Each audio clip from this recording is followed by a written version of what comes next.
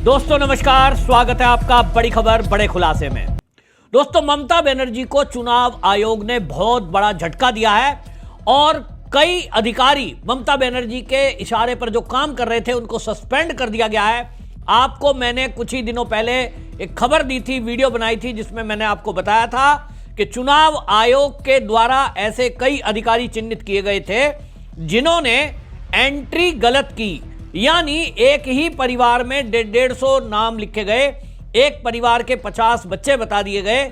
इसको यह माना गया कि यह जानबूझकर गड़बड़ी की गई है, क्योंकि इस तरह का कोई भी पारिवारिक सिस्टम हो नहीं सकता कि एक घर में 150 आदमी रह रहे हो। अब यह गड़बड़ी की गई तो यह माना जा रहा है कि यह ममता बनर्जी के जो नेता हैं उनके दबाव में की गई या जानबूझकर। इसका जवाब चुनाव आयोग ने मांगा था। इन लोगों पर कोई कार्रवाई इसलिए की गई क्योंकि इनसे जवाब मांगा गया तो इन्होंने चुनाव आयोग को जवाब देने की जरूरत नहीं समझी।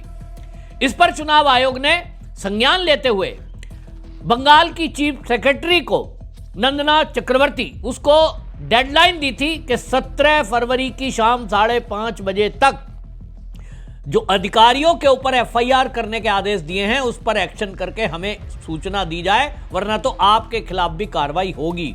तो अब आप देखिए कि ये डेडलाइन थी और चुनाव आयोग की इस डेडलाइन के चलते अब उनके ऊपर एफआईआर होगी नहीं होगी, वो ममता बनर्जी के जो चीफ सेक्रेटरी हैं, यानी बंगाल के चीफ सेक्रेटरी हैं, उनको कहा गया है।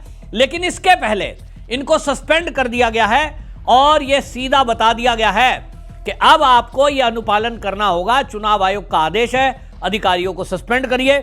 जो एसआईआर की प्रक्रिया में गड़बड़ी करेगा उसको कतई बख्शा नहीं जाएगा।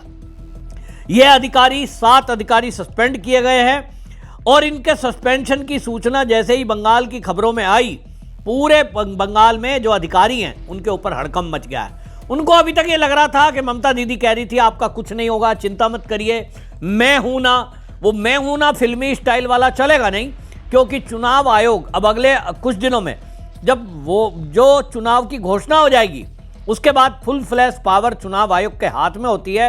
और हमारे देश के संविधान ने चुनाव आयोग को यह शक्ति दी है कि वो ऐसे अधिकारियों के खिलाफ एफआईआर दर्ज करके कार्रवाई करेगा। नौकरी से भी बाहर जा सकते हैं अगर मामला गंभीर निकलता है। यानी जो अधिकारी ममता बनर्जी के बेस पर चुनाव आयोग की बात को इग्नोर कर रहे हैं, वोटर लिस्ट में गड़बड़ी कर रहे हैं, वो ये सोच रहे हैं अगर कि वो उनको ममता बनर्जी बचा लेगी, ये होना नहीं है। क्योंकि चुनाव आयोग को ये शक्तियां हमारे संविधान में मिली है कि यदि चुनाव में कोई जानबूझकर गड़बड़ी करता है, अपनी नौकरी में कोताही करता है, तो वो नौकरी से बाहर जाएगा। अगर ममता बनर्जी इसमें कोताही बरतेगी तो मामला कोर्ट में जाएगा और कोर्ट में जाएगा तो चाहे सुप्रीम कोर्ट तक में जाए। इस मामले में निर्देश बिल्कुल साफ है कि चुनाव आयोग की जो ड्यूटियां लगी हैं उसमें पूरा अधिकार चुनाव आयोग का है और चुनाव आयोग के अधिकार को केवल एक व्यक्ति चुनौती दे सकता है देश में, वो है राष्ट्रपति। वहां आप गुहार लगा लें तो चल जाएगा। सुप्रीम कोर्ट में नियम जो है उस नियम के तहत कार्रवाई तो बनती है। हड़कंप मचा हुआ है, लोग जो सोच रहे थे कुछ होगा नहीं, अब वो हो गया है।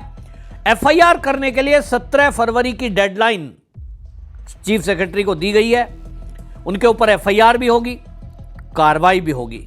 और आपको बता दूं कि ये जो अधिकारी हैं, इन अधिकारियों का नाम मैं एक एक करके आपको बताता हूं। जो अधिकारी किए गए हैं, डॉक्टर सफीउर रहमान, ये एआरओ हैं, सहायक निदेशक कृषि विभाग के और मुर्शिदाबाद जिले के हैं। नीतीश दास राजस्व अधिकारी हैं, फरक्का और 55 फरक्का विधानसभा क्षेत्र के, ये भी एईआरओ हैं।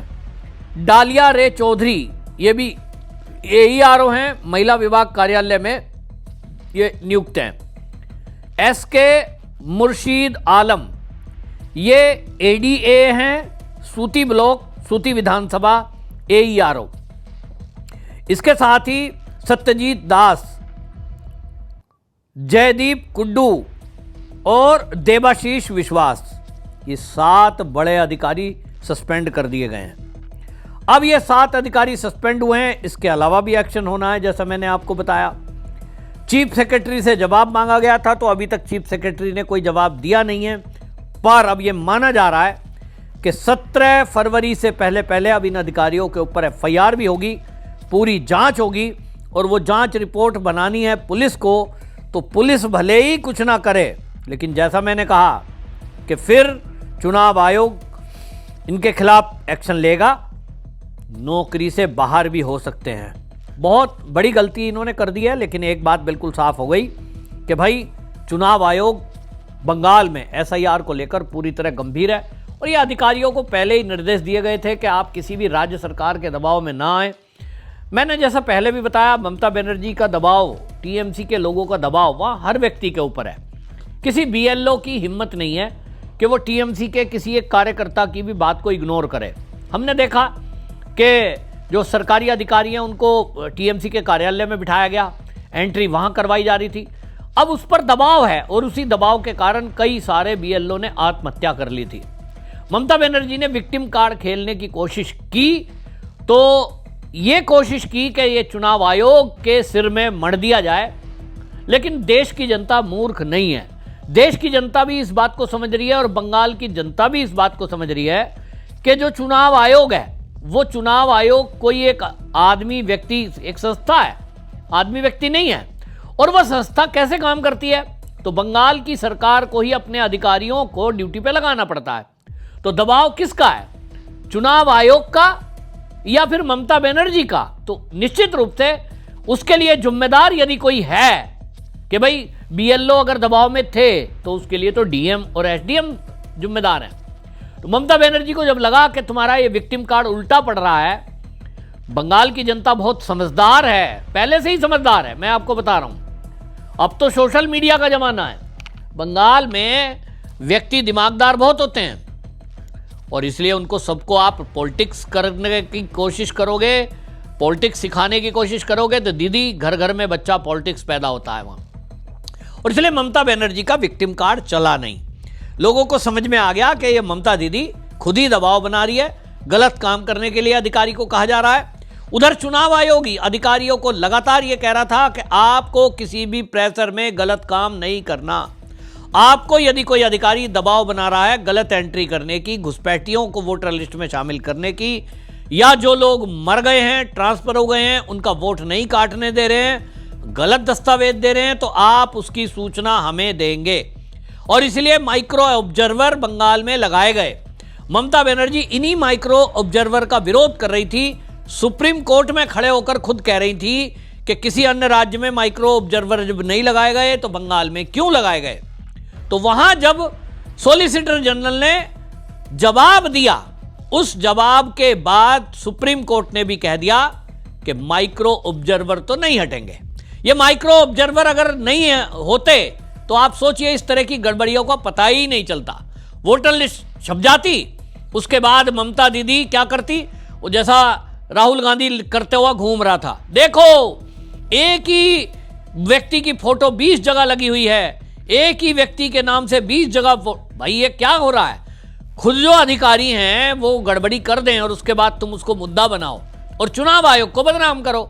यही एजेंडा चल रहा था विपक्ष का। यह एजेंडा बिहार के चुनाव में पूरी तरह ध्वस्त हुआ और अब बंगाल में चुनाव आयोग फूक फूक कर कदम रख रहा है। एक भी गलती अगर ऐसी ध्यान में आती है उसको तत्काल ठीक किया जा रहा है।